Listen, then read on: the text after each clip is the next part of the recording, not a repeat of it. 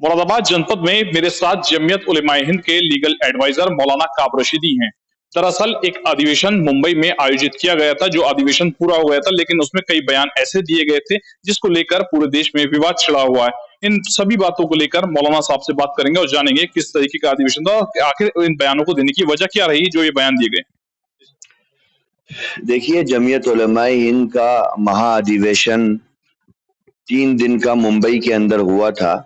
दरअसल ये अधिवेशन एक इंटरनल जो जमीयत उलेमाए हिंद का कॉन्स्टिट्यूशन है उसके आधार पर हुआ था और इसमें पूरे देश के हर राज्य के लोगों को बुलाया गया था, उनसे रिपोर्ट ली गई थी और उनको फ्यूचर प्लान के बारे में जानकारी दी गई थी। उस अधिवेशन के आखिरी दिन, जिसको आप विवाद के तौर पर लोग प्रचारित कर रहे हैं, जमीयत उलेमाए हिंद के राष्ट्रीय अध्यक्ष ने देश की वर्तमान स्थिति को देखते हुए संदर्भ के तौर पर कर्नाटका के चुनाव में भारतीय राष्ट्रीय कांग्रेस ने देश में नफरत का माहौल गर्म करने वाली, सांप्रदायिक विचारधारा को प्रमोट करने वाली संगठन बजरंग दल पर बैन लगाने की बात की थी। उसी को मौलाना मदनी ने विस्तार से बयान किया और कहा कि जिस तरीके से देश के अंदर पॉपुलर फ्रंट पर पाबंदी लगाई गई, पीएफआई पर, और उसका मुख्य कारण यह बताया गया कि वो भारत की 1000 वर्षों की परंपराओं को एक तरीके से अपोज कर रहे थे अपनी नीतियों के कारण।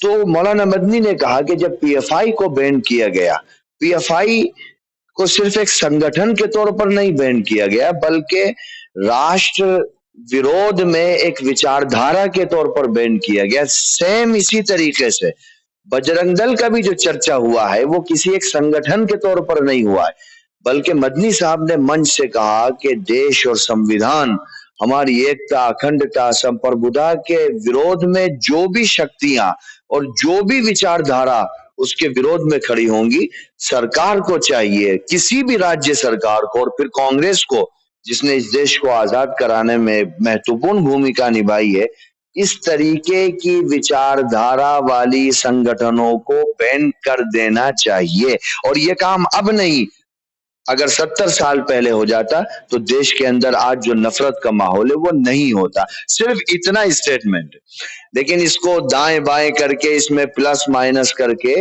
इसके बारे में एक पूरा कंफ्यूजन फैलाया गया। जमीयत उलेमाए हिंद आज भी उसी स्टैंड पर कायम है कि रिलीजन, कास्ट को पीछे करके देश विरोधी विचारधारा को हर स्तर पर हर सरकार को बैन करना चाहिए, ताकि हम एक गौरवशाली भारत का निर्माण कर सकें।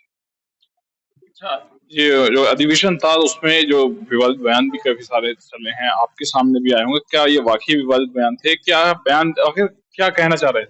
देखिए, कोई विवादित बयान नहीं था। एक बयान की चर्चा देश के बहुत अन्य चैनलों पर आई।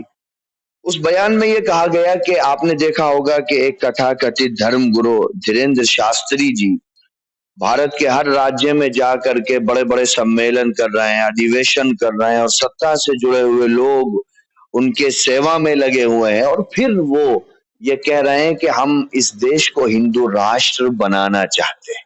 हिंदू राष्ट्र बनाने की मांग करने का मतलब है कि हम भारत के उन स्वतंत्रता सेनानियों का अपमान कर रहे हैं जिन्होंने 200 साल लंबी लड़ाई लड़के इस देश को आजाद कराया और एक बेहतरीन संविधान दिया। उनके कहने का मतलब यह है कि हम भारत के डॉक्टर अंबेडकर के बनाए हुए संविधान को पैरों तले रौंदते हैं। भारत, जिसको दुनिया में कहा जाता है कि वो लोकतंत्र की जननी है, मदर ऑफ डेमोक्रेसी, अगर लोकतंत्र की जननी में कोई व्यक्ति लोकतंत्र के समापन की बात करेगा तो वो देश हित में कैसे हो सकता है? तो मन से इतना कहा गया था कि हो सकता है ऐसा ही कोई मानसिक रोगी खड़े होकर के कहे कि हमें क्रिश्चियन राज चाहिए, तो इस तरीके से तो फिर भारत तकसीम हो जाएगा और सरकारी तंत्र मंत्र के साए में अगर कोई धर्म का लिबादा ओढ़ करके इस तरह के विचारों का प्रचार प्रसार करेगा तो लोकतंत्र के दामन पर इससे बड़ा बदनुमा दाग कुछ और नहीं हो सकता है।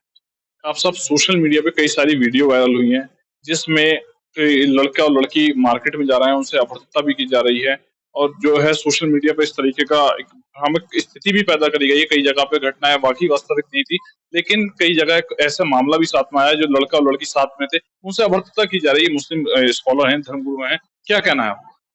देखिए भारत को विश्व में एक ऐसे राज्य के तौर पर देखा जाता है जहां पर मर्यादाओं का बहुत एहतराम किया जाता है। हमारी एक इंटरनल परंपराएं हैं। आप राजस्थान में जाएंगे तो आपको वहां पर घूंघट की परंपरा मिलेगी। आप साउथ इंडिया में जाएंगे तो वहां दूसरी परंपराएं मिलेंगी।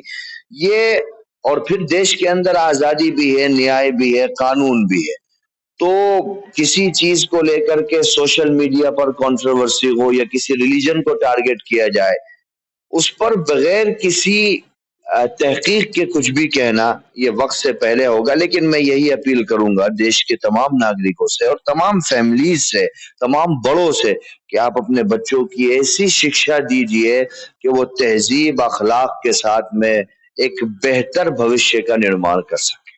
इंदौर में बजरंग दल और आरएसएस के खिलाफ पैम्फलेट बांटे गए हैं जिसमें मुस्लिम लड़कियों से अपील की गई है कि कोई भी लड़की भगवा लव ट्रैप में ना फंसे। इसको लेके क्या कहना?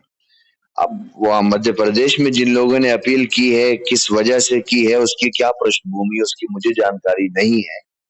ठीक है। इसके साथ ही अगर बात करें तो पर्सनल लॉ के तहत तलाक, अब जो तलाक है वो तलाक मुजबानी नहीं होगी, उसको लेकर रजिस्टर्ड कराना पड़ेगा। यूनिफॉर्म सिविल कोड की तरफ कॉन्स्टिट्यूशन को बाईपास करके सरकार बढ़ रही है।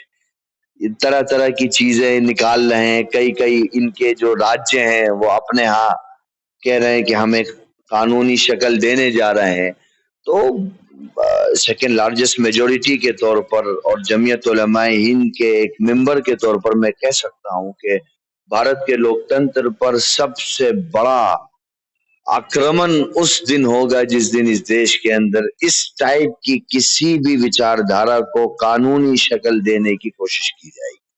भारत के बारे में तो कहा गया है कि अनेकता में एकता, राजनीतिक विभिन्नताओं में एकता, धार्मिक विभिन्नताओं में एकता, सांस्कृतिक विभिन्नताओं में एकता।